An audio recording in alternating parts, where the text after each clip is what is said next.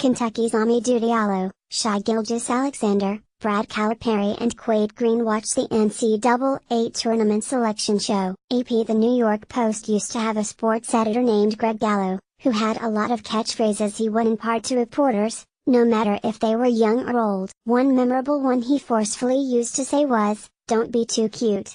I hate cute."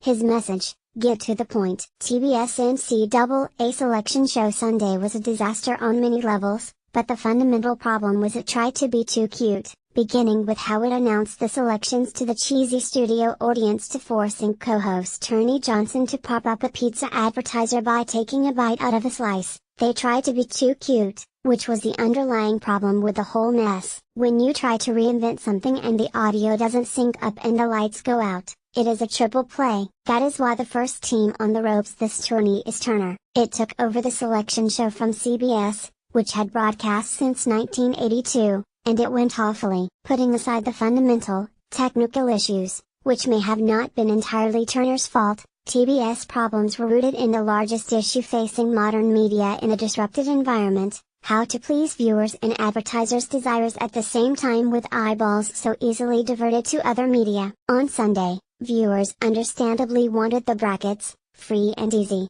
If they ran the show, they would have them out in the first 10 minutes. They wanted TBS to get to the point. But TBS and CBS combined to currently pay nearly $1 billion per tournament, which means a lot of that money needs to be made up in advertising. TBS' idea to just name all the teams prior to the first segment was designed to bring as many viewers as possible to that first commercial break. So, though TBS intentions were good in its view, it was as if the network went to four corners to begin the show. They were telling everyone the automatic qualifiers, which most of the viewers watching this show already knew. Execution of naming all the schools that are in during the show was slower than rehearsals by about 3 minutes. Out of the gate, TBS' first selection show felt like a giant pop-up ad that won't allow you to read an article. The user experience was unfriendly, as was the reaction on social media. The reinvention of the wheel distracted from the fact that TBS had all the brackets out by the 37-minute mark, which was basically the same as CBS last year. The studio audience was not a bad idea, in theory, but lacked the genuineness of ESPN's College Game Day Roadshow. It felt like friends and family of employees being asked to please clap. Meanwhile,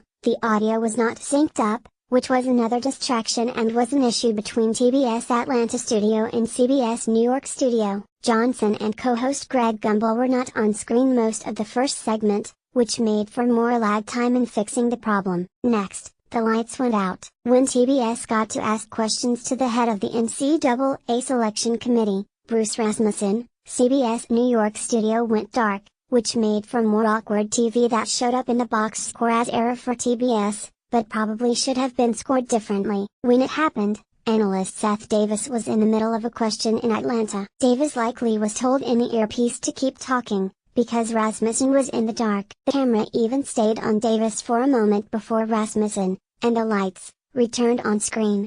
It was that kind of night for TBS. They were trying to serve viewers and advertisers. In the end, they were too cute, and it went downhill from there.